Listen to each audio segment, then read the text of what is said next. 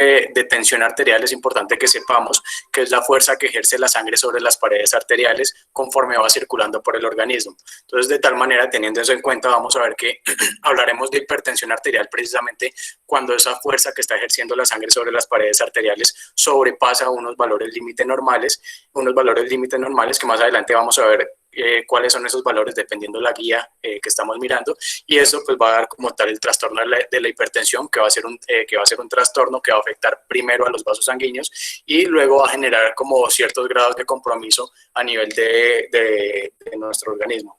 ¿Listo? Además de eso, es importante que tengamos en cuenta desde un principio que los pacientes que son hipertensos van a tener un riesgo cardiovascular mayor de los que no son hipertensos, y pues esta patología es una patología multifactorial, es decir, que si bien afecta bastante, y es importante tener en cuenta que hay puntos que son importantes del hábito pues, de vida del paciente, como el ejercicio, como o el hecho de que el paciente sea fumador, todo ese tipo de factores pues van a jugar un papel importante en estos pacientes, pero también hay un componente genético que debemos tener en cuenta. Ahora, también es importante tener en cuenta que debido a un cambio digamos como tal, en la clasificación de hipertensión en las guías AJA del 2017, se presentó un aumento en la incidencia de esta patología. ¿Por qué? Pues porque básicamente antes esta guía manejaba otros valores. Ahora con la guía que sacó en el 2017, como les digo, lo que hicieron fue reducir esos valores para considerar a un paciente hipertenso. Entonces, eso básicamente, el motivo por el cual lo hizo fue teniendo en cuenta un estudio que se llamó el estudio SPRINT, en el cual básicamente se demostró que los pacientes que tenían rangos tensionales por debajo de 130-80 disminuían los riesgos y los desenlaces cardiovasculares. Entonces, como la guía lo que hizo es que, como con el afán de manejar rápidamente a estos pacientes, de tratar a estos pacientes, pues redujo esos valores. Y pues eso ha sido muy controversial. En cuanto a la guía europea y a la guía colombiana, los valores siguen siendo, o sea, no han cambiado. De 140 a 90 se habla de hipertensión, sin embargo, más adelante veremos esto. En cuanto a la epidemiología, vamos a ver que la hipertensión es una patología que tiene una prevalencia del 33.5% en la raza negra, tiene una prevalencia del 28.9% en los caucásicos y del 20.7% en los latinoamericanos. Digamos que en cuanto a Colombia, los datos, vamos a ver que 4 de cada 10 adultos sufre de hipertensión, que casi la mitad de los adultos con hipertensión va a desconocer la enfermedad, y que 1 de cada 3 adultos que está siendo tratado por la hipertensión no va a lograr mantener unas metas adecuadas, que igual tener en cuenta que las metas van a depender de la guía y del paciente como tal, ¿de acuerdo? Además, es importante también que nosotros tengamos en cuenta, digamos que en el 2018 la población a nivel mundial eran aproximadamente 7.600 millones de personas, y se estimaba que 1.000 millones de personas sufrían esta patología, lo cual pues es una cifra gigante, ¿sí? Además, se estima que para el 2025 a nivel mundial van a haber 1.500 millones de personas con esta patología, lo cual pues demuestra que es un problema a nivel global importante. En cuanto a otros datos de hipertensión, encontramos esta tabla simplemente la traigo para que veamos como tal. Este es un análisis que se hizo de pacientes con hipertensión en todo el mundo, y se estimó que en Latinoamérica, que es la población que pues, nos interesa, para el año 2000 habían 60 millones de hombres afectados por esta patología, y en cuanto a mujeres, habían 54 millones de mujeres afectadas por esa patología. Asimismo, el estudio nuevamente como que hizo una estimación de cuántas personas iban a sufrir esta enfermedad para el año 2025, y teniendo en cuenta los datos recolectados y la estimación que ellos hacen, se habla de que para el 2025, en cuanto a hombres, van a haber una cantidad de 102 millones de hombres, y en cuanto a mujeres, 98 millones, es decir, casi que se va a duplicar este valor. Esto es una cifra nuevamente para tener en cuenta. Digamos que traigo también estos datos que vemos a este lado. También lo saqué de un artículo como tal, en el cual decía que el 65% de los pacientes sabe que tiene hipertensión, que de esos pacientes que saben que son hipertensos, el 50% van a ser tratados, y aproximadamente el 24% tiene un control adecuado. Digamos que como vimos en un principio con el pre-quiz, esta es una patología que muchos pacientes no van a saber que la tienen y va a ser porque en un principio la patología no va a mostrar como tal ninguna manifestación clínica. Y generalmente pues ya cuando hay un compromiso, cuando la patología ya está avanzada, pues sí, ese paciente va a tener una lesión y ahí es cuando el paciente se va a enterar que tiene esta patología. Además de eso, solamente el 53% son tratados y 24% tienen un control adecuado. Digamos que esto puede ser o porque estén tomando un medicamento adecuado o porque también se pueden presentar problemas, digamos, en cuanto a la adherencia del tratamiento. Digamos que los pacientes que son hipertensos generalmente están tomando muchos medicamentos, generalmente se asocia pues mucho con pacientes que son diabéticos, que tienen dislipidemias, ¿sí? Por lo cual cuando pues, administramos otro medicamento también es importante que tengamos en cuenta la adherencia de los pacientes, ¿sí? Digamos que esto es para dejar más que todo el mensaje claro, que cuando hablamos de hipertensión se habla de regla de las mitades, en la cual pues nuevamente dice que del total de hipertensos solo el 50% sabe que tiene esta patología, de eso solo la mitad se va a encontrar en tratamiento y de eso solo el 50% logra estar controlado, logra metas. Entonces el mensaje es ese, es que muy pocos pacientes realmente están controlados, ya sea porque estén tomando nuevamente medicamentos que le corresponden o porque están, digamos, acatando las recomendaciones en el estilo de vida o porque tengan una buena adherencia en el tratamiento. Listo, entonces en cuanto a la fisiopatología, vamos a ver que hay dos factores grandes que van a intervenir en la tensión arterial. El primer factor va a ser el gasto cardíaco y el segundo va a ser la resistencia vascular periférica. Sin embargo, antes de continuar hablando de la fisiopatología como tal, es importante que nosotros recordemos que existe una fórmula, que es la fórmula de la tensión arterial media, la cual dice que la tensión arterial media es igual al gasto cardíaco por la resistencia vascular periférica. Ahora, si entendemos esto, vamos a ver que si hay un aumento del gasto cardíaco o hay un aumento de la resistencia vascular periférica, pues inevitablemente se va a lograr un aumento de la tensión arterial, ¿de acuerdo? Ahora, en cuanto al gasto cardíaco, vamos a ver que este también tiene como dos componentes. El primer componente va a ser el volumen sistólico. Cuando hablamos de volumen sistólico, hacemos referencia a la cantidad de sangre que sale del corazón, ¿sí? Eso obviamente en parte va a depender de la fuerza de eyección como tal de ese corazón. Y pues sabemos que una vez sale la sangre por el corazón, sale por la aorta y se va a dirigir hacia el resto de tejidos para irrigarlos. El otro componente entonces del gasto cardíaco va a ser la frecuencia cardíaca. Cuando hablamos de frecuencia cardíaca hacemos referencia a latidos por minuto. Vamos a ver que pues la frecuencia cardíaca va a estar siendo regulada por medio del sistema nervioso autónomo. Específicamente pues la parte del sistema nervioso simpático es la encargada de precisamente aumentar esa frecuencia cardíaca, lo cual pues va a terminar generando un aumento del gasto cardíaco y aumentando la tensión arterial. En cuanto al otro factor grande que va a intervenir en la tensión arterial, va a ser la resistencia vascular periférica. Nosotros cuando hablamos de resistencia vascular periférica, hacemos referencia a todos los cambios que puedan generar o que se puedan presentar en las arteriolas, ya sean cambios anatómicos o funcionales, que digamos que de manera crónica pueden convertirse en un estímulo de poscarga para el corazón, es decir, va a aumentar la fuerza que se opone a la salida de sangre de ese corazón. Nuevamente, pues si es un proceso crónico, como veremos en otras charlas, pues eso va a generar que el corazón tenga que hacer más fuerza, tenga que hipertrofiarse para vencer ese estímulo de poscarga y pues ya va a empezar a instaurarse una falla cardíaca. Ahora, teniendo en cuenta esos factores grandes que intervienen en la tensión arterial, también es importante que nosotros recordemos que nuestro organismo va a ayudar también a la regulación de la tensión arterial mediante diferentes sistemas o mediante diferentes mecanismos.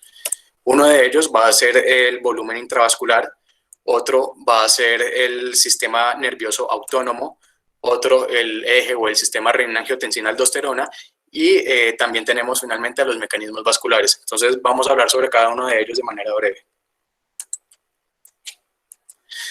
Listo, entonces en cuanto al volumen intravascular, siempre que nosotros hablamos del volumen intravascular en relación a la tensión arterial, es importante que se nos venga a la mente un ion que va a ser primario para la regulación de la tensión arterial, el cual pues va a ser el ion del sodio. Ahora, recordemos que ese es un ion que va a encontrarse principalmente en el espacio extracelular y por ende si hay un aumento del sodio, ya sea porque el paciente está consumiendo más sal o sea porque el organismo del paciente no está excretando ese sodio de manera adecuada, pues vamos a ver que se va a generar una alteración hidroelectrolítica, la cual va a hacer que el sodio aumente su concentración en el líquido intravascular. Ahora, si tenemos en cuenta pues que el sodio tiene un efecto osmótico, pues este sodio va a hacer que se arrastre agua, generando que haya un aumento tal en los vasos sanguíneos, y ese aumento del líquido va a generar entonces un aumento de la tensión arterial. ¿Cómo lo va a hacer? Porque va a aumentar nuevamente el volumen sistólico, aumenta gasto cardíaco y aumenta tensión arterial. En cuanto al sistema nervioso autónomo, pues recordemos que una de las funciones del sistema nervioso autónomo es mantener una homeostasis cardiovascular, y eso lo va a hacer mediante diferentes tipos de señales, sean señales de presión, sean señales de volumen, por medio de quimiorreceptores también, y pues digamos que de manera general el sistema nervioso autónomo, como sabemos, se va a dividir en sistema nervioso simpático, que es el de la lucha, y el parasimpático, que es el de la lucha. Ahora, ¿cómo va a actuar, digamos, este sistema ayudando a controlar la regulación de la tensión arterial? Pues vamos a ver que ese sistema tiene unos receptores que, dependiendo de la estimulación de estos, se va a presentar un aumento de la tensión arterial o una disminución de esta. Entonces tenemos receptores alfa-adrenérgicos, los cuales van a ser más afines a la noradrenalina, y receptores beta-adrenérgicos, que van a ser más afines a la adrenalina. Entonces, asimismo, vamos a ver que tenemos dos tipos de receptores alfa, los alfa 1 y los alfa 2. Los receptores alfa 1 los vamos a encontrar en las células musculares lisas de los vasos sanguíneos, de tal manera que si se presenta entonces una estimulación de estos receptores en los vasos sanguíneos, lo que va a hacer es que se produzca una vasoconstricción y aumente entonces la tensión arterial, ¿de acuerdo? También vamos a ver que estos receptores se van a encontrar en el músculo ciliar, generando midriasis, y también en el músculo vesical. Entonces, cuando se estimulan, lo que hace básicamente es que el paciente no orine. Digamos que entonces esos medicamentos que antagonicen este tipo de receptor van a ser útiles para disminuir la tensión arterial. Digamos que, como les digo, ejemplos de este medicamento, tenemos la prazosin, el cual pues es bueno no solamente, digamos, en pacientes con hipertensión arterial, sino que asociada a ella tengan una hiperplasia prostática. Estos, en ese caso, serían bastante útiles. Receptores alfa 2 vamos a ver que se van a encontrar en las células postganglionares, que se encargan de sintetizar la noradrenalina. Entonces lo que va a ocurrir es que las catecolaminas van a estimular este receptor, y al estimularse se va a generar un feedback negativo para que se inhiba la síntesis de la noradrenalina, y esta no puede hacer sus efectos, ¿de acuerdo? Entonces si agonizamos ahora este tipo de receptores, por ejemplo con medicamentos como la clonidina, pues nuevamente vamos a lograr un descenso de la tensión arterial. Listo, entonces en cuanto a los receptores beta-adrenérgicos, nuevamente tenemos los receptores beta-1 adrenérgicos. Estos se van a encontrar en el miocardio como tal. Vamos a ver que cuando se estimulan este tipo de receptores, lo que va a hacer es que va a aumentar, por así decirlo, la fuerza, la potencia de ese corazón, hace que el corazón más rápido, entonces aumentará la frecuencia cardíaca, aumenta gasto cardíaco y aumenta tensión arterial. Además de eso, vamos a ver que estos receptores se van a encontrar en las células yuxtaglomerulares, y al estimularse precisamente se va a generar un aumento y una liberación, una síntesis de la renina, ¿de acuerdo? Entonces, si nosotros bloqueamos nuevamente este tipo de receptores con beta bloqueadores, pues lo que vamos a hacer es que vamos a tumbar la frecuencia cardíaca, tumbamos el gasto cardíaco y tumbamos la tensión arterial. En cuanto a los receptores beta-2 adrenérgicos, digamos que en relación a la tensión arterial no van a jugar un papel importante. Sabemos que estos se encuentran en la musculatura bronquial lisa, y pues cuando se estimulan van a generar broncodilatación, pero a ese punto, ¿de acuerdo? Listo, entonces vamos a hablar ahora sobre el sistema o el eje renina-angiotensina-aldosterona. Recordemos entonces que este sistema como tal es un mecanismo adaptativo de los seres marinos a los seres terrestres, precisamente para poder sobrevivir a cualquier falta de agua, o para sobrevivir o tratar de adaptarse a cualquier noxa que le produjera una disminución en la volemia. Ahora, si hay una disminución en la volemia, sea por una hemorragia severa o porque el paciente tenga una diarrea o un vómito severo, lo que va a hacer es que va a disminuir la volemia y va a disminuir la tensión arterial. Digamos que ese va a ser el estímulo. Ese va a ser el estímulo entonces para que se active el eje o el sistema renina-angiotensina-aldosterona. Entonces, como vemos aquí, lo primero que tiene que ocurrir es una síntesis y una liberación de la renina. Ahora, ¿cómo se va a dar eso? Vamos a ver que hay tres formas para que se pueda dar una liberación y una síntesis de la renina. Primero va a ser gracias a las células yuxtaglomerulares. Digamos que pues sabemos que tenemos la arteriola aferente y en las paredes de esa arteriola hay unas células musculares lisas modificadas. Esas células musculares modificadas van a ser entonces las células yuxtaglomerulares. Ahora, estas células vamos a ver que van a funcionar como vasoreceptores y lo que ocurre entonces cuando hay una disminución de la tensión arterial es que la sangre, digamos, al nivel de la arteriola aferente va a llegar precisamente como más lenta, no va a generar la misma fuerza sobre los vasos sanguíneos y ese estímulo lo va a sensar las células yuxtaglomerulares, las cuales pues ante ese estímulo van a empezar a secretar y a liberar la renina, ¿de acuerdo? Otro mecanismo que va a hacer que se libere la renina va a ser por medio de los vasoreceptores aórticos y carotídeos que nuevamente van a sensar esa disminución en la tensión arterial y lo que hacen es que van a mandar el mensaje al sistema nervioso central por medio del nervio vago y por medio también de fibras del glosofaringio. Entonces una vez mandan la señal al sistema nervioso central, lo que hace ese sistema nervioso central es darle la orden, por así decirlo, al sistema nervioso simpático para que se produzcan catecolaminas, las cuales van a viajar ahora a los receptores beta 1 en las células yuxtaglomerulares y se dé una liberación de la renina. Y el tercer estímulo, digamos que como les dije en un principio, la sangre que va a llegar al nivel de la arteriola aferente va a llegar más lenta y no va a generar la misma presión. De esa misma forma va a pasar al espacio urinario y luego va a continuar, digamos, por el sistema tubular, igual, sin fuerza y sin presión. Entonces recordemos entonces que tenemos la primera parte del sistema tubular, en el túbulo contorneado proximal, que es donde se reabsorbe la mayor cantidad de sodio, de agua y de otros electrolitos, pues ahí en ese punto, debido a que la sangre está pasando más lenta, las células van a empezar a reabsorber más sodio y más solutos, ¿de acuerdo? Eso va a generar entonces una alteración en el contenido como tal de ese líquido y va a hacer que cuando el líquido continúa por su camino y llega al túbulo contorneado distal, ahí se van a encontrar otras células especiales que son las células de la mácula densa. Esas células precisamente van a detectar que hay una alteración digamos, en los componentes de ese líquido, detectan que hay una disminución de sodio y una disminución de cloro. Principalmente van a detectar la disminución de cloro. Y ese va a ser el estímulo entonces para que mande la señal por medio de unas prostaglandinas hacia el aparato yuxtaglomerular y se libere la renina, ¿de acuerdo? Entonces, una vez tenemos la renina, lo que va a ocurrir es que se va a formar la angiotensina 2. Entonces, ¿cómo va a pasar eso? Pues una vez sale la renina a circulación, recordemos que esta es una enzima proteolítica, que lo que va a hacer es que va a clivar al angiotensinógeno, que es una molécula que está siendo sintetizada y liberada por el hígado, y una vez cliva ese angiotensinógeno se va a formar la angiotensina 1, que si bien tiene efectos pues vasoconstrictores no van a ser tan significativos como en el caso de la angiotensina 2. Entonces, esa angiotensina 1 va a viajar hacia los capilares pulmonares, en donde pues las células de los capilares pulmonares, en las membranas de esas células endoteliales, tienen un receptor, que es el receptor tiene una enzima, perdón, que es la enzima convertidora de angiotensina, la cual pues va a pasar de angiotensina 1 a angiotensina 2. Y esta angiotensina 2 es la que va a actuar generando los efectos como tal de la vasoconstricción mediante la estimulación de los receptores ATR1 o AT1. Es importante que recordemos esos receptores porque los receptores ATR2 o AT2 van a hacer lo contrario a los ATR1, que es la vasoconstricción. Entonces vamos a ver que la angiotensina va a jugar un papel, la angiotensina 2 va a jugar un papel importante, ya que esta es la que va entonces a viajar, va a ir por circulación y va a generar diferentes efectos dependiendo de la parte del organismo que esté estimulando.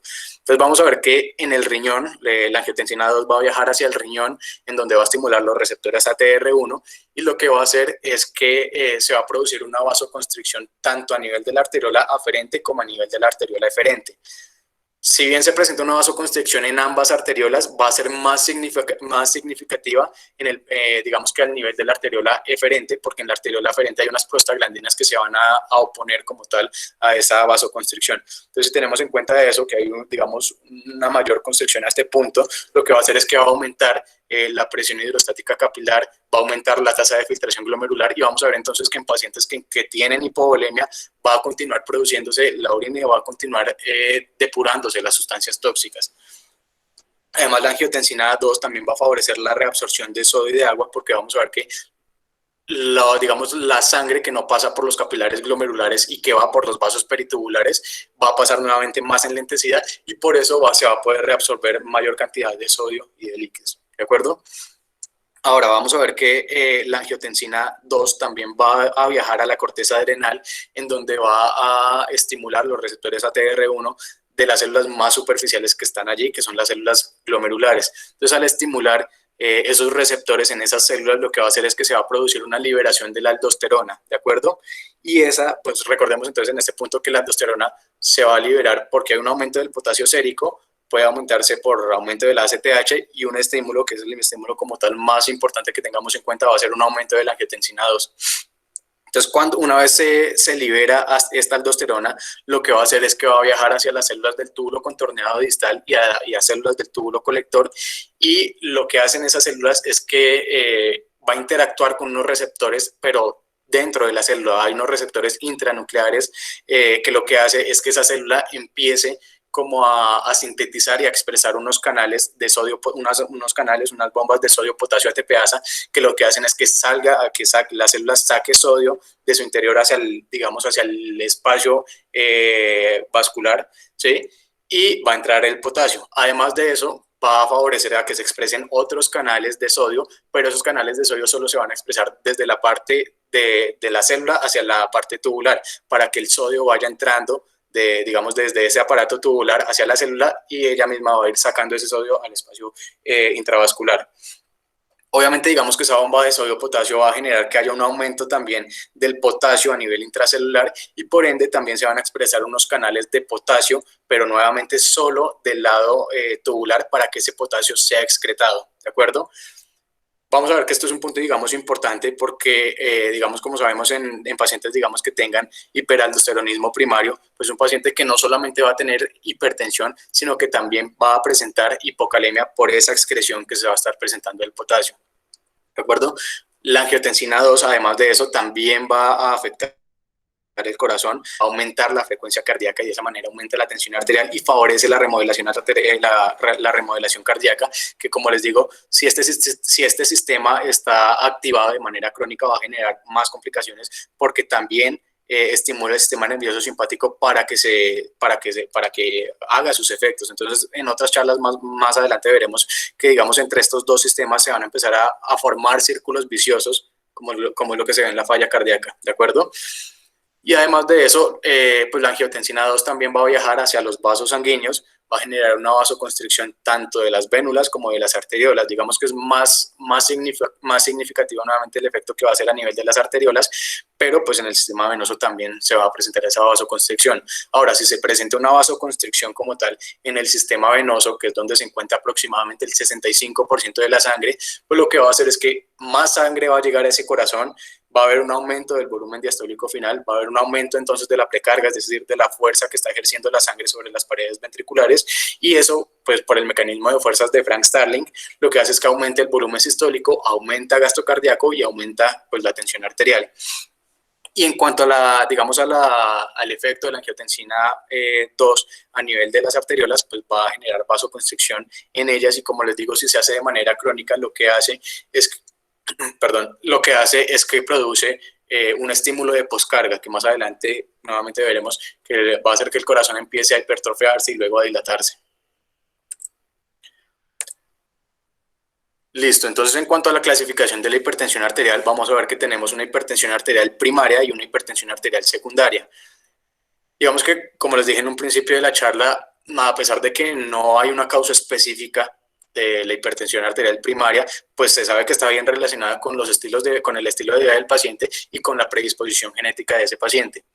Y en cuanto a la hipertensión arterial secundaria, pues como su nombre lo dice, va a ser secundario a algo de base, secundario a un problema sistémico como tal del paciente. Entonces vemos en esta tabla las causas más frecuentes de hipertensión arterial, que pueden ser de origen renal, podemos tener la enfermedad renal parenquimatosa o una hipertensión arterial renovascular, pueden ser de origen endocrinológico, como les mencioné ahorita hablando del hiperaldosteronismo primario, por un síndrome de Cushing, por un tumor secretor de catecolaminas, como es el feocromocitoma, o por trastornos, digamos, a nivel de la glándula tiroides, llámese hiper o hipotiroidismo. Otras causas también importantes que nosotros tengamos en cuenta, que pues es bastante común que lo veamos, es el síndrome de apnea y hipopnea obstructiva del sueño, o también pues la hipertensión arterial inducida por fármacos, digamos, como los AINES pueden generar esto. Listo, entonces en cuanto a los signos y los síntomas, como vimos en un principio de la charla, pues esta patología no va a tener ningún síntoma en un principio y cuando se presentan los síntomas, pues este paciente ya va a tener una patología que va a estar avanzada. Sin embargo, es importante que nosotros tengamos en cuenta que cuando estamos evaluando a un paciente con hipertensión arterial existen órganos diana, es decir, órganos que se van a ver afectados directamente por ese aumento de la tensión arterial, los cuales van a ser el corazón, la vasculatura, el cerebro, el riñón y los ojos. Entonces, ¿qué vamos a encontrar, digamos, a nivel del corazón?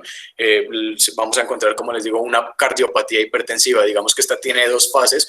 Una fase inicial en la cual el corazón lo que va a hacer es que en el corazón se va a presentar una hipertrofia del ventrículo izquierdo, una hipertrofia concéntrica del ventrículo izquierdo.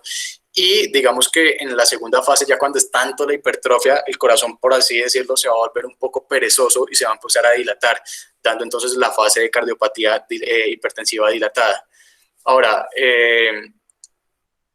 ¿cómo vamos a ver ese paciente? Pues ya ese paciente que tiene una cardiopatía dilatada, pues puede tener una fracción de eyección pues comprometida, va a tener signos y síntomas de un paciente que tenga falla cardíaca. Entonces, ese paciente que se va a fatigar, ese paciente que tiene disnea, pero siendo enfáticos en la disnea paroxística nocturna o en la ortopnea, y también puede ser ese paciente que va a estar edematizado, ¿de acuerdo? Ahora, digamos que como para hacer un tamizaje, para mirar si el paciente tiene una hipertrofia ventricular izquierda, podríamos usar en primera instancia un electrocardiograma, en los cuales pues encontramos un criterio que es el criterio de Sokolov-Lyon, en el cual lo que dice es que básicamente tenemos que mirar la amplitud de las ondas S en B1 y R en B5. Ahora, si esa amplitud al sumar esa amplitud da por encima de 3.5 milivoltios, decimos que se sugiere que hay una cardiopatía, que hay una hipertrofia ventricular izquierda, perdón, y pues digamos que ya para confirmar podríamos usar un eco. Ahora, en cuanto a la vasculatura, pues encontraríamos una enfermedad arterial periférica, digamos que lo más, como se va a presentar el paciente es el paciente que tiene claudicación intermitente, es decir, ese paciente que camina 3 cuadras, 4 cuadras y que empieza a manifestar que tiene un dolor a nivel de las pantorrillas, que hace que el paciente descanse. Digamos que desde el punto de vista semiológico se habla del signo del mirador de la vidriera, que es ese paciente que camina 5 cuadras, le empieza su dolor a nivel de las pantorrillas y tiene que sentarse o tiene que ponerse a mirar las vitrinas o las vidrieras. Digamos que una estrategia para mirar si existe esa enfermedad arterial periférica, se habla de que se puede usar el índice tarsal braquial, entonces vamos a medir la tensión arterial en ambas partes, y si ese índice es por encima de 1, decimos que está normal, pero si el índice es por debajo de 1, vamos a decir que sugiere que hay una enfermedad, una oclusión, y digamos que ya para confirmar podríamos usar el Doppler, ¿de acuerdo? En el cerebro lo que vamos a encontrar de manera aguda van a ser accidentes o ataques cerebrovasculares, sean hemorrágicos o isquémicos. Y ya de manera crónica, lo que va a ocurrir con esta patología es que va a deteriorar el estado neurológico de los pacientes, entonces va a ser como una demencia. En cuanto al riñón, pues básicamente vamos a encontrar proteinuria, una injuria renal aguda, y en el ojo vamos a presentar, el paciente puede presentar retinopatía hipertensiva. Recordemos entonces que por eso es importante que nosotros hagamos fondo de ojo en los pacientes, en donde pues tenemos diferentes grados de retinopatía hipertensiva. Grado 1, recordemos que es el estrechamiento arteriolar. Grado 2, cuando se presentan cruces arteriovenosos. Grado 3, pues en ese fondo de ojo vamos a ver que hay un exudado algodonoso, van a presentarse microaneurismas y microhemorragias, y grado 4 pues ya hablamos de papiledema. Listo, entonces en cuanto al tamizaje, vamos a ver que este esquema es de la guía europea. Digamos que basa el tamizaje teniendo en cuenta los valores de la tensión arterial tomados como tal en la consulta. Entonces vamos a ver que podemos encontrarnos con estos panoramas. Vamos a ver que si tenemos un paciente que tiene en el momento de la consulta una tensión arterial óptima, es decir, por debajo de 120/80, y ojo, se habla de esta clasificación tensión arterial óptima según esta guía, según la guía europea. Todos estos valores son según la guía europea. Entonces, si tenemos un paciente con una tensión arterial óptima, es decir, por debajo de 120/80, se dice que pues podemos hacer un estudio nuevamente de esa tensión arterial cada 5 años, es decir, que no vamos a ser tan estrictos con el monitoreo de estos pacientes. Ahora, si el paciente tiene unas cifras tensionales en el momento de consulta de una tensión arterial clasificado según ellos en un rango normal, es decir, de 120 a 129 la sistólica o de 80 a 84 la diastólica, ahí ya hacemos digamos, un estudio de esa tensión arterial por lo menos cada 3 años. Ahora, si tenemos en la consulta nuevamente un paciente, pero ahora con cifras tensionales normal alta, según ellos, que es de 130 a 139 para la sistólica o de 85 a 89 la diastólica, ahí ya vamos a considerar estudiar un poco más esa cifra tensional. ¿Cómo lo podemos hacer? Podemos pensar en usar el monitoreo ambulatorio de la tensión arterial o la automedición ambulatoria de la tensión arterial o incluso pues en consultorio. Y pues digamos que si los valores después no nos dan en cifra en rangos de hipertensión, vamos a continuar estudiando la tensión arterial en esos pacientes por lo menos una vez al año. Ahora, si tenemos un paciente que tiene la tensión arterial en rangos de hipertensión arterial, es decir, sobre 140-90, ahí lo que tenemos que hacer ya es una confirmación diagnóstica. Eso, como les digo, es el algoritmo que se propone en la guía europea. Sin embargo, pues, a mi parecer, la guía colombiana hace un poquito más fácil las cosas y dice que básicamente todo paciente que sea mayor de 50 años debe tener un estudio de la tensión arterial por lo menos cada 3 meses. Ahora, si es menor de 50 años, una vez al año. Eso se me hace que es bastante práctico. En cuanto al diagnóstico, vamos a ver que las guías también hacen énfasis en que es muy importante que tanto el personal médico como el personal de enfermerías y el paciente o el familiar del paciente que le va a tomar la tensión arterial sepa tomar adecuadamente la tensión arterial. ¿Por qué? Porque hay momentos en que el paciente, si no sigue esas recomendaciones, pues puede tener un aumento de las cifras tensionales.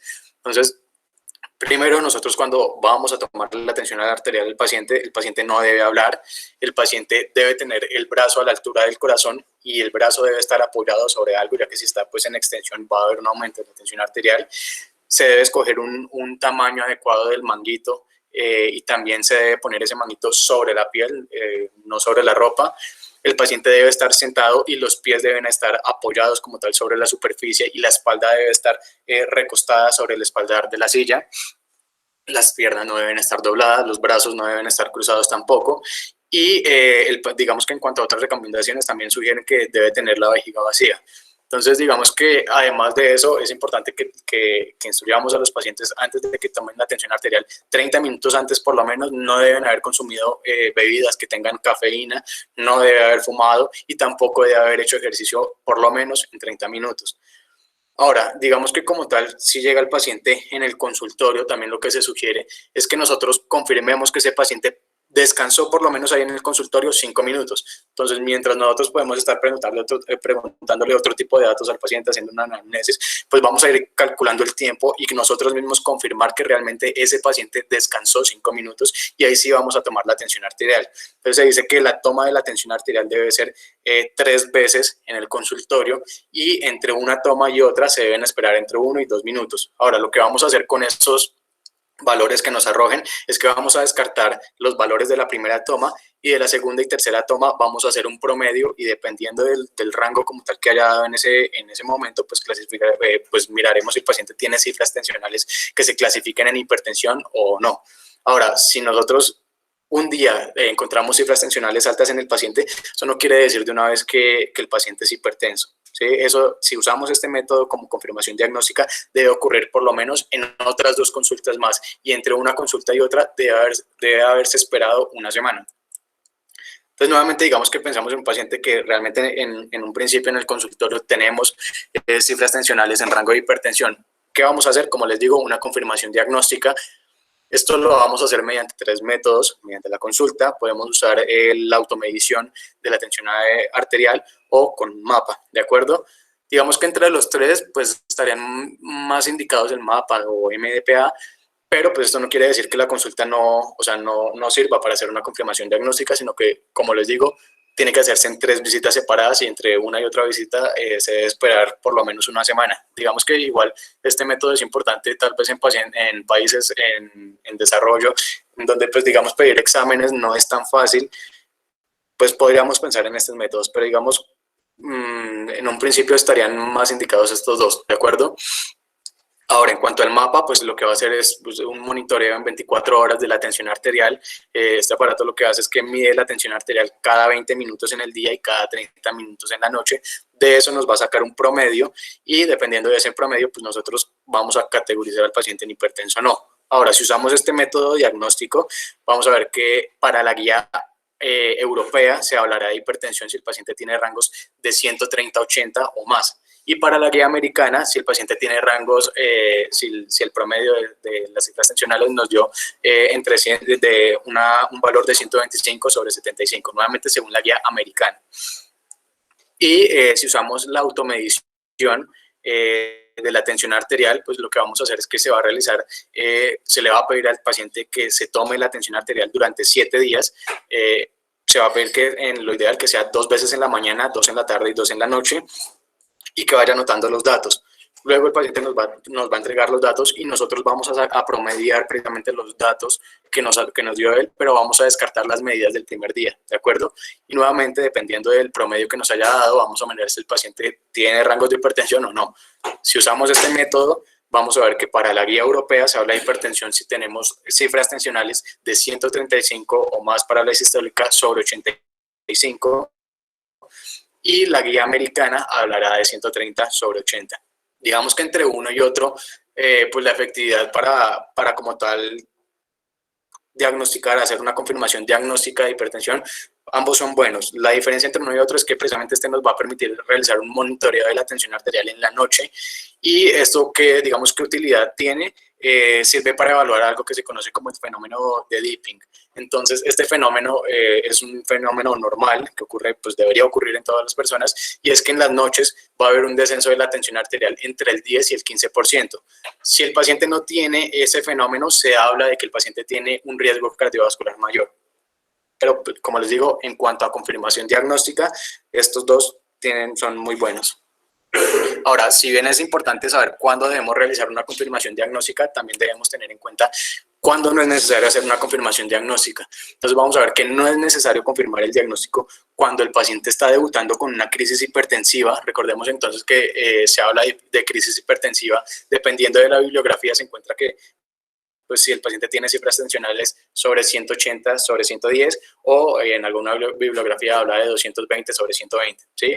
El punto es que si el paciente está debutando con una crisis hipertensiva, no es necesario hacer una confirmación diagnóstica. Digamos que pues, en otras charlas abundaremos sobre ese tema, pero de manera general recordemos que una crisis hipertensiva se divide en dos, en urgencia o emergencia, ¿sí? La urgencia hipertensiva es la que no va a tener daño como tal al órgano diana agudo, y en la emergencia sí.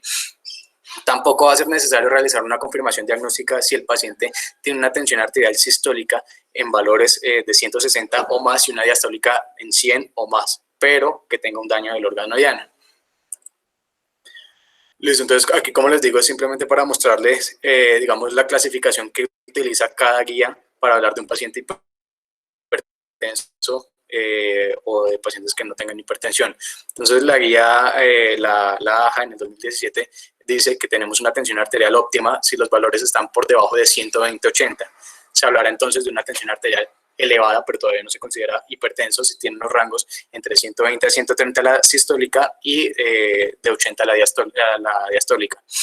Ya lo haremos entonces de hipertensión grado 1 en los pacientes que tienen unas cifras tensionales de 130 a 140 la sistólica y de 80 a 90 la diastólica. Y de hipertensión grado 2 en los pacientes que tienen cifras tensionales por encima de 140 sobre 90.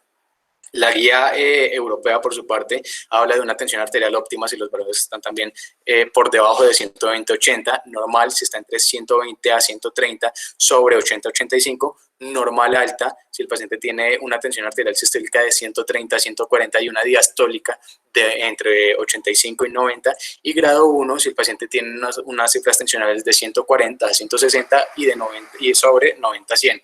Ya se hablará de grado 2 si el paciente tiene cifras tensionales de 160 a 180 sobre 100 a 110, y de grado 3 si el paciente tiene cifras tensionales por encima de 180 a 110. En cuanto a la guía colombiana, nuevamente para mí se me hace que hace las cosas un poquito más fácil, un poquito más práctico, y habla de que un paciente es normal si tiene las cifras tensionales por debajo de 120-80 y está en riesgo si tiene las cifras tensionales entre 120 a 140 la sistólica y de 80 a 90 la diastólica. Ya como tal, para diagnosticar, para clasificar, perdón, al paciente en hipertensión grado 1, 2 y 3, sí usa los mismos valores de la guía europea.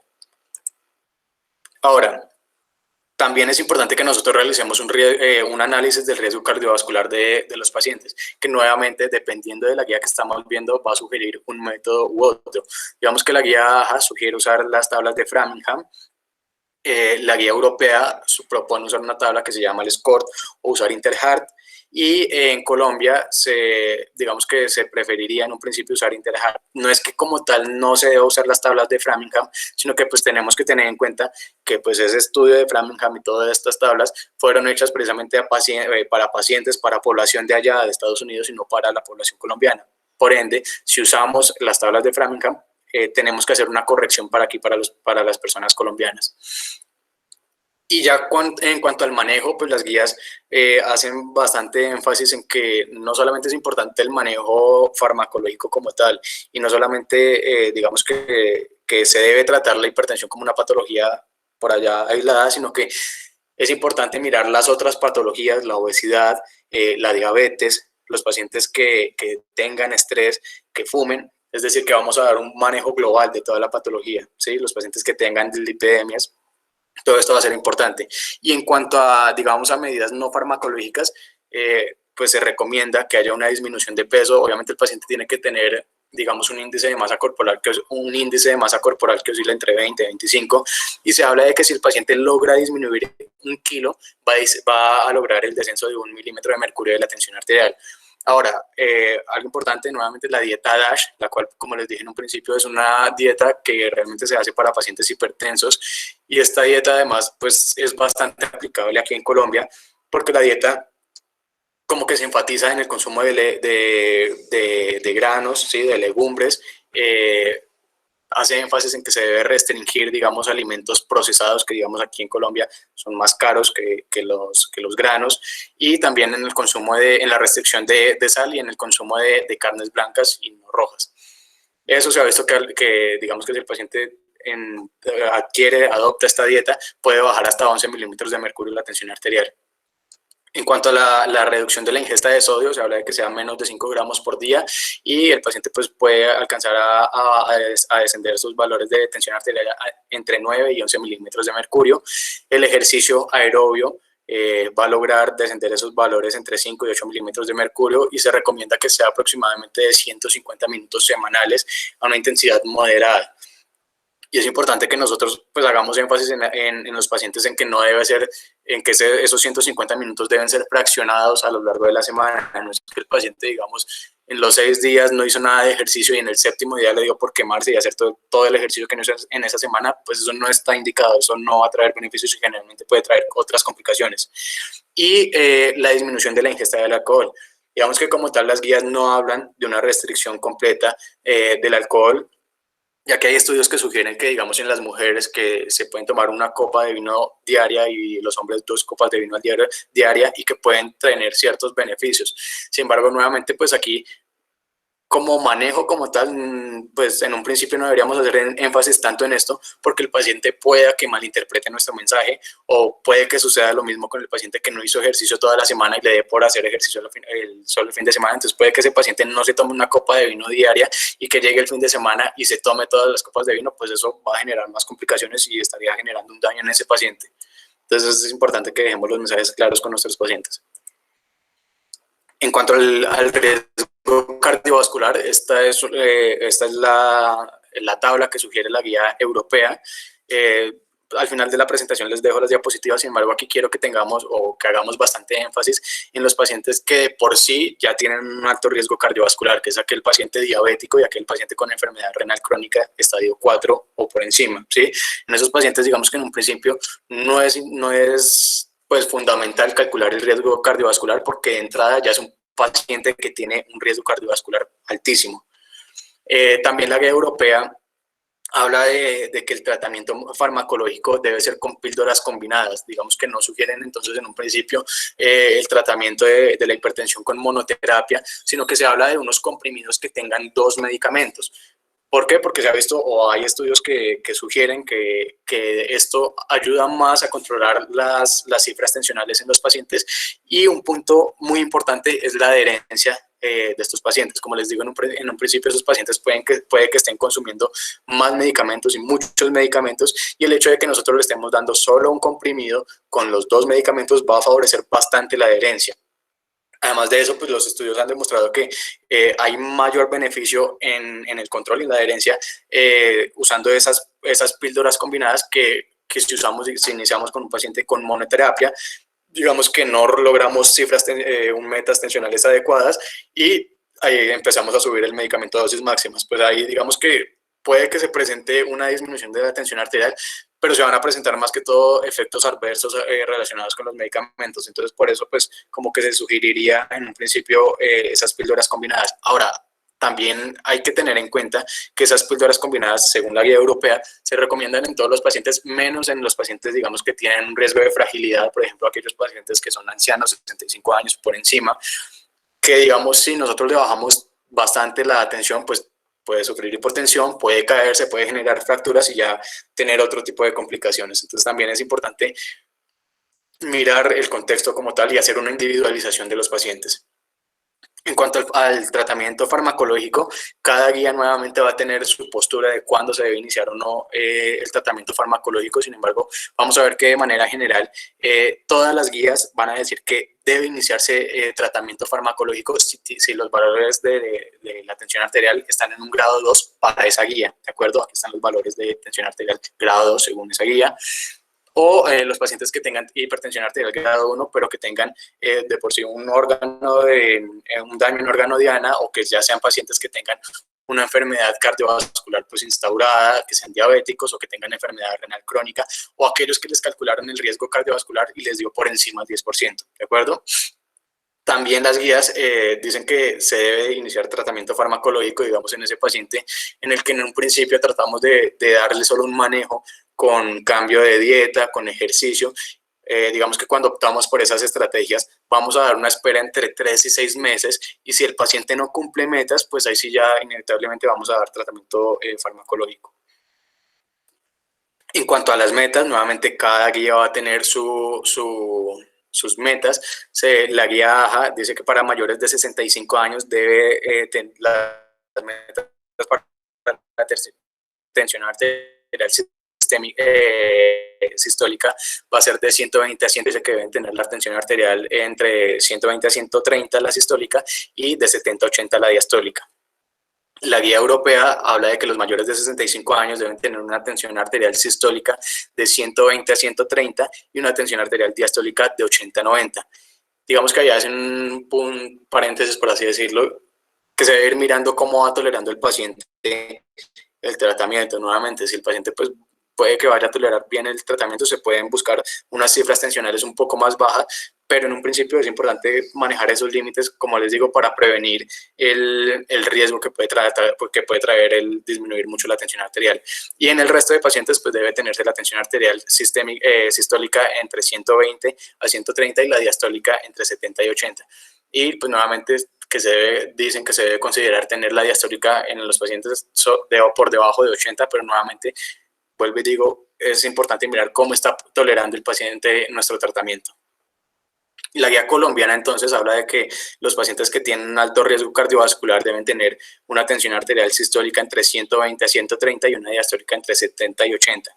Y nuevamente también hacen como un énfasis en los pacientes que pues, pueden tener riesgos a las caídas por la hipotensión y a generar fracturas, o aquellos pacientes que pues vemos que no están tolerando el tratamiento. Entonces se dice que en esos pacientes las cifras tensionales se pueden mantener entre 140 y 150 la sistólica, y eso sobre una tensión arterial diastólica de 80 a 90. Entonces en ese punto somos un poco más laxos, digamos, no solamente, o sea, si bien es por esa fragilidad que pueden presentar los pacientes o por esa intolerancia, pero también, como les digo, esos pacientes que son hipertensos generalmente toman más medicamentos. Nosotros al dar más medicamentos generalmente no estamos mirando las interacciones que pueden ocurrir entre los pacientes, entre los medicamentos. Entonces también es importante, como les digo, que tengamos en cuenta todos esos factores que pueden afectar a que el paciente tenga un buen o un mal control de su patología.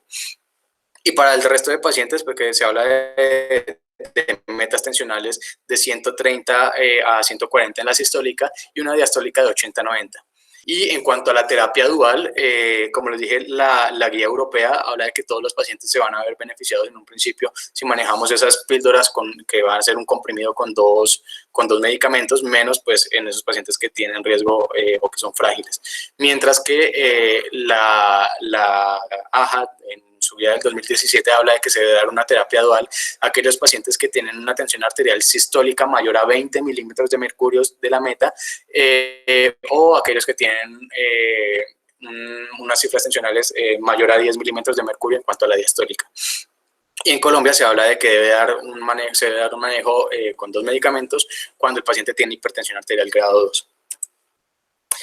Listo, entonces en cuanto a al manejo farmacológico, pues nuevamente pues no voy a profundizar mucho debido a que más adelante veremos charlas como tal de cada fármaco. Sin embargo, pues es importante en un principio que tengamos en cuenta qué medicamentos son de primera línea y qué medicamentos pueden ser de segunda línea. Entonces, medicamentos de primera línea tenemos los IECA, los ARA2, los bloqueadores de canales de calcio y diuréticos, pero aquí diuréticos tiacídicos, no, digamos, no furosemida, pues en esas clases veremos que en un principio no es tan bueno para bajar la tensión arterial, sino va a tener más indicaciones en aquellos pacientes, digamos, matizados, encharcados, ¿sí? Entonces aquí hace énfasis diuréticos tiacídicos. Digamos que cuando vamos a escalonar el tratamiento, vamos a empezar a agregar un segundo medicamento, podemos hacer mezclas de todos los medicamentos de primera línea, pero pues es importante que tengamos en cuenta que todos se pueden mezclar, menos el IECA y el ARA2, porque no estamos haciendo nada si mezclamos esos medicamentos, y de hecho en la práctica clínica uno piensa que no, pero sí se ven en consulta a veces pacientes que llegan con IECA y con ARA2 y no tienen ninguna indicación. Digamos que ya en cuanto a las mezclas, pues se pueden mezclar como quieran, pero hay estudios que sugieren que hay un buen control en los pacientes que usan IECA y que como segundo medicamento se les adopta un bloqueador de canales de calcio. Pues si no es un IECA o un ARA2 con bloqueador de canales de calcio, se ha visto que tienen un buen control, entonces es importante que lo tengamos en cuenta. Sin embargo, pues también hay que resaltar que ninguno de estos medicamentos, por decirlo así, tiene jerarquía, es decir, que vuelve y juega un papel importante la individualización de los pacientes. Si es un paciente de raza negra, pues ya se sabe que principalmente vamos a tener en cuenta los diuréticos tiacídicos, ¿de acuerdo? Y en cuanto a los medicamentos de segunda línea, pues ya lo vamos a dar dependiendo de las comorbilidades de ese paciente. Tenemos los beta bloqueadores, digamos, paciente que tenga alguna patología, una falla cardíaca, los medicamentos alfa-1 antagonistas, como les digo, pacientes probablemente digamos que tengan hipertensión arterial y que asociado a esa tengan una hiperplasia prostática. Tenemos alfa-2 agonista, inhibidores de los receptores de mineralocorticoides o inhibidores de renina, que como les digo, es importante tener en cuenta cuándo usarlos y también cuándo no usarlos. Entonces digamos que estas tablas simplemente las traigo aquí para que nosotros veamos cuándo las reacciones adversas más importantes de esos medicamentos y algunas que es importante que tengamos en cuenta que no van a estar indicados en ese tipo de pacientes. Digamos que en cuanto a los IECA, las reacciones adversas que se pueden presentar principalmente va a ser la tos, angioedema e hipercalemia. Y pues este medicamento precisamente va a estar contraindicado en pacientes que hayan hecho un angioedema o que tengan antecedente de esto, ¿de acuerdo? También en pacientes que tengan estenosis renal bilateral y digamos que si no se tolera este medicamento, en un principio podríamos pensar en cambiarlo por un ARA2 que en cuanto al perfil de seguridad es el mismo, lo vamos a usar principalmente cuando los pacientes no están tolerando esa tos que puede generar este medicamento. En cuanto a los bloqueadores de canales de calcio, se van a preferir los dihidropiridínicos. Vamos a ver que en cuanto a reacciones adversas para tener en cuenta es taquicardia refleja y edema maleolar. En cuanto a las tiacidas, debido a que tienen una gran cantidad de reacciones adversas, pues es importante que nos llevemos el mensaje en un principio de que va a estar contraindicada en pacientes que presenten gota. En cuanto a los beta bloqueadores, como les digo, pues tienen una cierta utilidad en pacientes que tengan falla cardíaca, pero asimismo es importante que tengamos cuidado con estos medicamentos cuando es una falla cardíaca descompensada, el paciente que llega ahí agudo, ¿de acuerdo? Y en diabéticos. Y en cuanto a los diuréticos de ASA, va a estar principalmente usado en pacientes que tengan insuficiencia renal crónica en grado 4 o 5. Como les digo, este tipo de medicamentos como furosemida lo que van a hacer es que van a ayudar bastante para los pacientes que están encharcados como tal, ¿de acuerdo? En cuanto a los inhibidores de los receptores de mineralocorticoides, tener muy en cuenta que van a estar contraindicados en la falla renal. En cuanto a los antagonistas, pues nuevamente tener en cuenta que pueden tener cierto beneficio en los pacientes que tengan hiperplasia prostática y además de eso una hipertensión arterial. Y en cuanto a reacciones para tener en cuenta de los alfa-2 agonistas, pues parkinsonismo y somnolencia. Nuevamente aquí les traigo unas tablas para que vean cuándo se considera y cuándo va a estar contraindicado esos medicamentos. Estas tablas también que vemos a la derecha es de las guías JNC8. Como les digo, más adelante les pasaré las diapositivas para que vean esto con más calma. Y en cuanto a conclusiones, pues vamos a ver que la hipertensión arterial sigue siendo, y según las estimaciones que vimos, sigue siendo un problema a nivel mundial, por lo que se debe hacer bastante énfasis. O sea, si bien es cierto que los pacientes no van a tener síntomas en un principio de la patología, pues sí hay mucho que se puede hacer desde un punto de vista de medicina preventivo, es decir, recomendar a todos los pacientes que hagan ejercicio, que no fumen, que si van a ingerir alcohol, que lo hagan con moderación, ¿de acuerdo? Nuevamente, medicina preventiva juega un papel muy importante. Y otra conclusión, a pesar de que las metas, digamos, en los pacientes hipertensos han ido cambiando, pues es importante que a veces miremos qué tan estrictos hay que ser o qué tan estrictos no hay que ser con esos pacientes, porque precisamente no es lo ideal tampoco bajar demasiado la tensión arterial con el fin de, digamos, cumplir lo que nos está proponiendo una guía, porque las guías pues precisamente son eso, guías, sugerencias, pero no es que debamos apegarnos siempre a lo que está diciendo esa guía.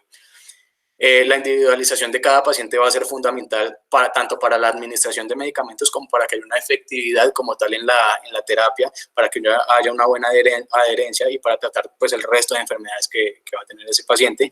Y pues los cambios en el estilo de vida es una medida que va a estar y que debe estar siempre presente en cualquier tipo de paciente que tenga hipertensión arterial. Y eso sería todo en cuanto a la charla de hipertensión arterial. Listo, Hernán. Muchas gracias por la revisión, muy buena, fue muy completa, muchas gracias. No sé si alguien tenga alguna pregunta, algún comentario.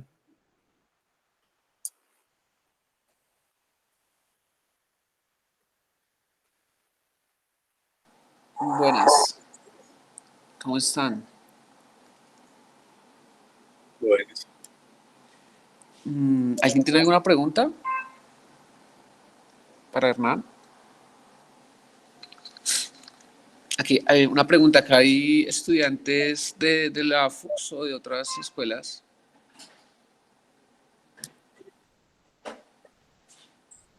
Creo que la mayoría somos de la FUCS, doctor. Pero creo que también hay estudiantes de otras escuelas, doctor.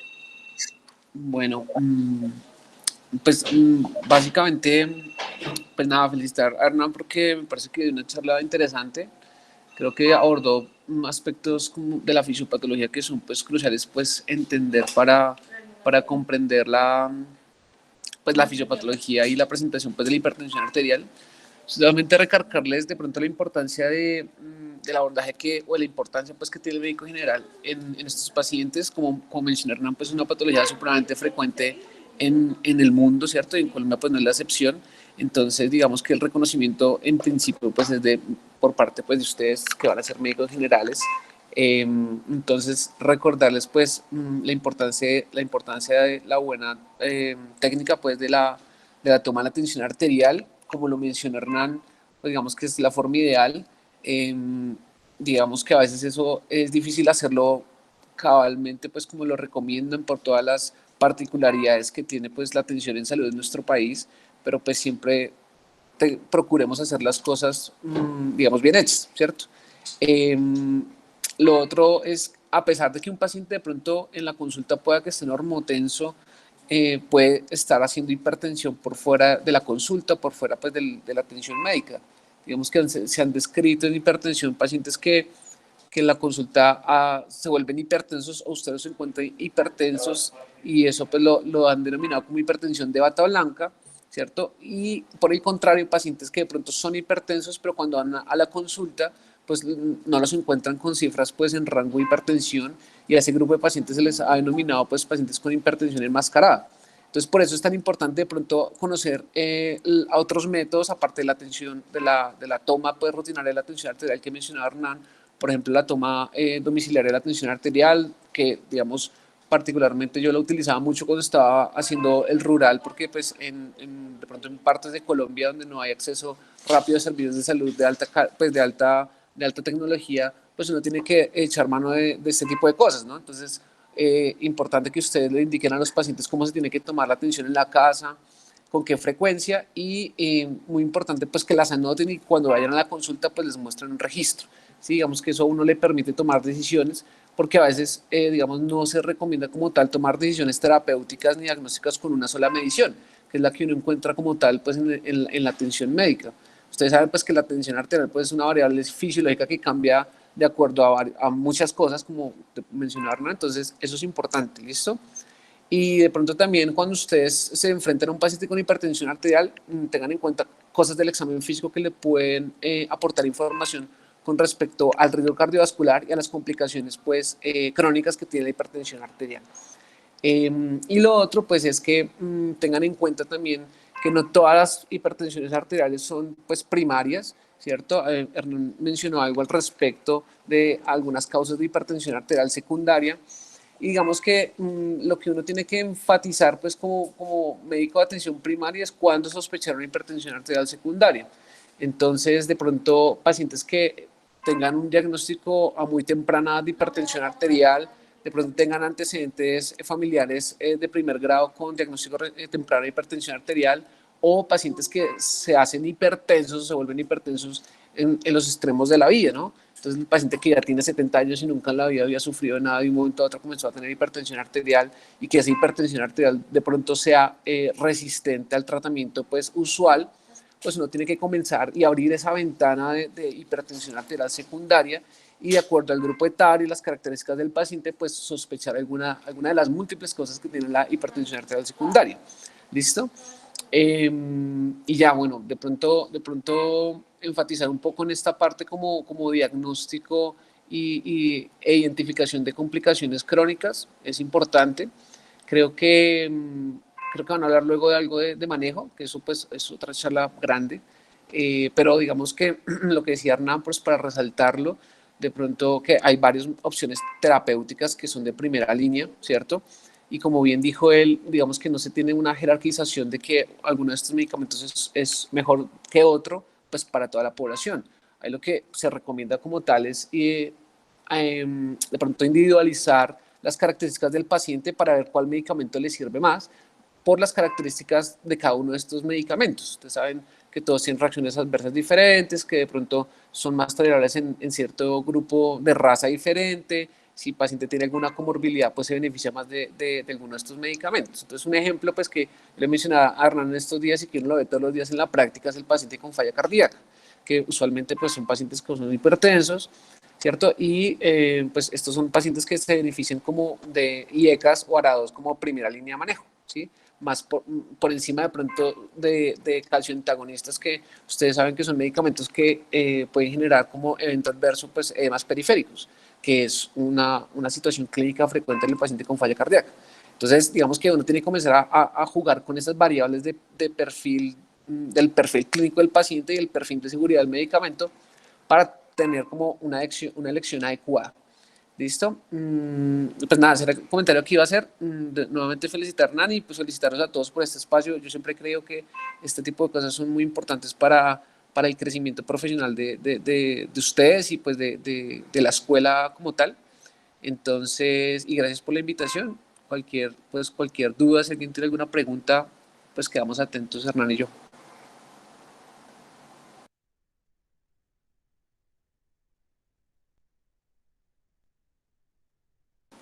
Creo que hay una pregunta, Hernán, en el chat, es que no puedo ver acá. si preguntan que cuándo está estrictamente indicado el uso de mapa. Digamos que precisamente, como les digo, es para confirmación diagnóstica. O sea, como tal, si se puede pedir un mapa, está bien indicado pedirlo para hacer la confirmación diagnóstica, pero como decía el doctor, a veces hay situaciones en que es difícil tener ese tipo de equipos, por lo cual pues tendríamos que hacer una confirmación diagnóstica mediante otras estrategias, como es citar otra vez al paciente en consulta, como vimos en la charla, por lo menos otras 2 veces y mirar los valores tensionales. Y pues obviamente como resaltar que no es necesario confirmar diagnóstico si el paciente debuta con crisis hipertensiva, con un daño agudo de órgano blanco, pues no sería necesario. Sí, exactamente. Entonces, digamos que pues hay situaciones muy puntuales pues, en las que uno puede solicitar un monitoreo ambulatorio y pues hay que tener en cuenta algunas ventajas que tiene este estudio sobre la toma pues, rutinaria. Digamos que a uno le permite identificar algunos fenotipos de pacientes con hipertensión arterial, como mencionaba Hernán, el non-dipping, que no hace esa reducción durante la noche. Sabemos que eso tiene un impacto en el riesgo cardiovascular de un paciente, entonces saber eso de un paciente es una ventaja, ¿cierto? Cuando usted toma una presión arterial en el consultorio lo está haciendo en un momento, ¿cierto? Pero un mapa le permite a uno mirar la variabilidad que tiene un paciente durante el día en su realidad, ¿cierto? Porque pues, es muy diferente de pronto la tensión arterial que maneja una persona que pues, es pensionada y en su casa, a otra persona que vive trabajando, de pronto vive estresado. Obviamente, todo este estrés del entorno tiene un impacto en la variabilidad de la tensión arterial y digamos que la evidencia del pronóstico es mucho mayor con el monitoreo ambulatorio de la tensión arterial. Y además nos permitiría en esos escenarios puntuales que yo les mencionaba del paciente que hace hipertensión de bata blanca o hipertensión enmascarada, pues la única forma es hacer un monitoreo ambulatorio de la presión arterial o un registro domiciliario de la tensión arterial. Entonces, digamos que puntualmente pues en esos escenarios, pero reconozcamos que el mapa tiene algunas ventajas sobre la medición pues, rutinaria, ¿cierto? Pero pues digamos que acá está muy bien uno pues de pronto como en una consulta de especialista es muy fácil mandar un mapa, ¿cierto? Pero usted pues en Colombia la realidad es diferente, ¿cierto? Entonces a mí me gusta siempre como recalcarles ese tipo de reflexiones de la realidad que vive nuestro país. Entonces, pues seguramente cuando ustedes sean rurales o trabajen de pronto en zonas vulnerables, es muy difícil que vayan a conseguir un mapa o algo, ¿listo? Pero pues tiene unas ventajas, pero pues uno puede ser recursivo en el sentido de que se puede indicar al paciente cómo hace un seguimiento de la atención.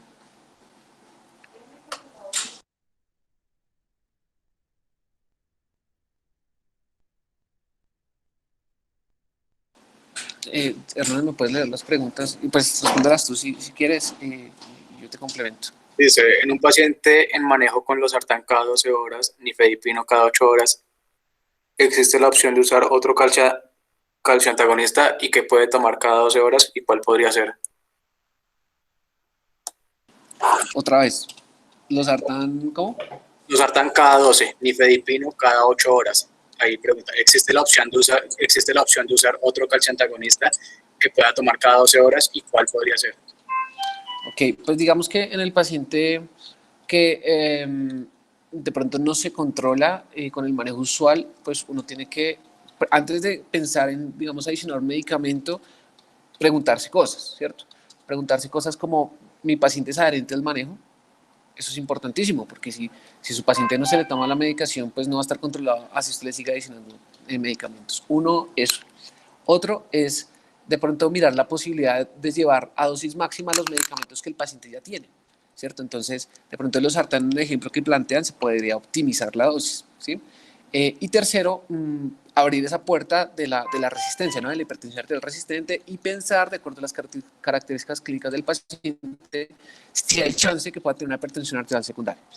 Vamos, cuando uno responde esas preguntas y el paciente es adherente, usted tiene sus antihipertensivos a dosis máxima, y de pronto el paciente pues no tiene características clínicas que le hagan sospechar a usted una hipertensión arterial secundaria, pues no se recomienda como tal utilizar un segundo fármaco que tenga o el mismo grupo farmacológico de uno que ya tiene, ¿cierto? Porque digamos que trayendo a colación un poco todo lo que nos hablaba Hernán de la fisiopatología, pues la idea es bloquear en diferentes niveles y en diferentes sitios de toda la fisiología, bueno, la fisiopatología que regula pues la hipertensión arterial el paciente, ¿cierto? Entonces, si yo lo tengo ya con losartán, por ejemplo, que me bloquea parte del sistema de renina-angiotensina-aldosterona, y lo tengo con un calcio antagonista, de pronto no es buena idea colocarle otro calcio antagonista porque asumo que esa parte de la fisiopatología pues ya está, entre comillas, bloqueada, ¿cierto?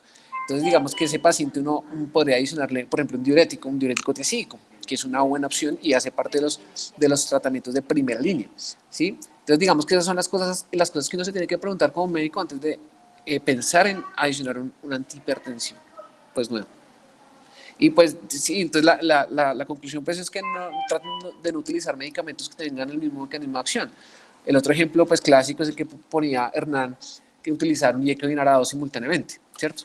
Eso aumenta el riesgo de tener eventos adversos, aunque en la medicina pues clínica hay unas situaciones muy puntuales en donde se pueden utilizar, pero no son de hipertensión, son, digamos, con fines pues como antiproteinúricos, implementos con proteinuria masiva, pero no es este como el escenario, ¿sí?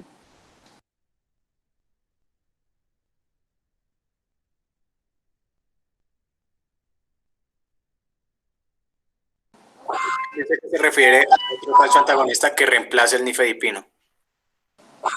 Ah, ok, sí, ¿por qué no? Pues digamos que pues todos esos los medicamentos tienen, digamos, un perfil farmacológico diferente, ¿sí?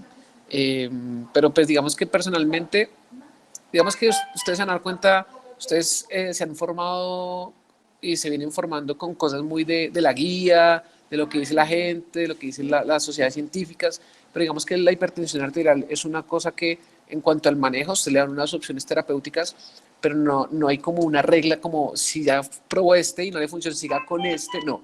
Digamos que aquí es mucho del paciente, de la experiencia del clínico.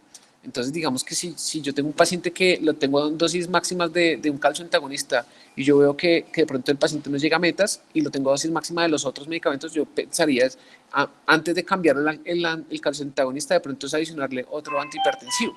En el ejemplo puntual que planteaban, pues, por ejemplo, un diurético tiacídico sería una opción.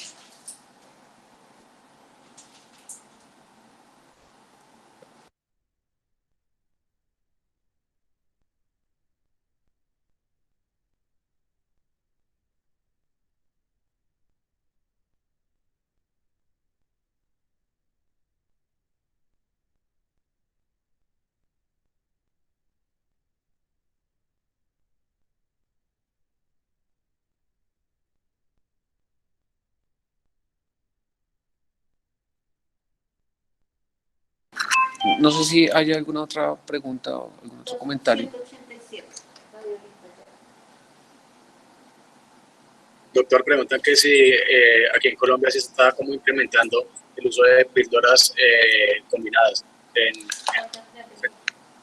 Sí, pues aquí digamos, tenemos algunos medicamentos que vienen combinados, dos medicamentos que vienen combinados, pero digamos que las polipastillas o politabletas que vienen más de dos, pues no se han utilizado como de forma rutinaria, pero sí existen y se pueden utilizar. De hecho, pues uno utiliza con frecuencia algunas que tienen algunas ventajas en cuanto de pronto a eventos adversos y que se consiguen metas en algunos pacientes de forma más fácil con estos medicamentos combinados, pero sí existen y acá se usan pues en Colombia.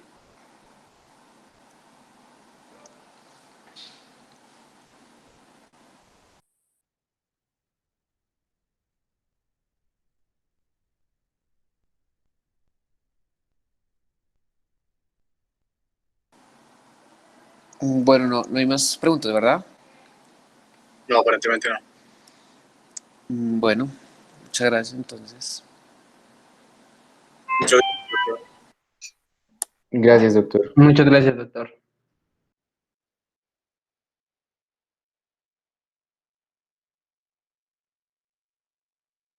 Bueno, entonces damos por terminada la charla. Recuerden que la próxima semana no se revisará temas, sino que vamos a realizar la primera reunión del CEF para organizar las próximas actividades, a lo que se refiere con los clubes de revista, los proyectos de investigación que pues vamos a realizar y los talleres de electrocardiografía. Entonces, sin más que decir, que tengan una muy buena noche y nos vemos la próxima semana. Gracias, Hernán, y gracias, doctor. Gracias, Hernán, y gracias, doctor Latorre. Hasta luego, buenas noches. Buenas noches, que estén muy bien.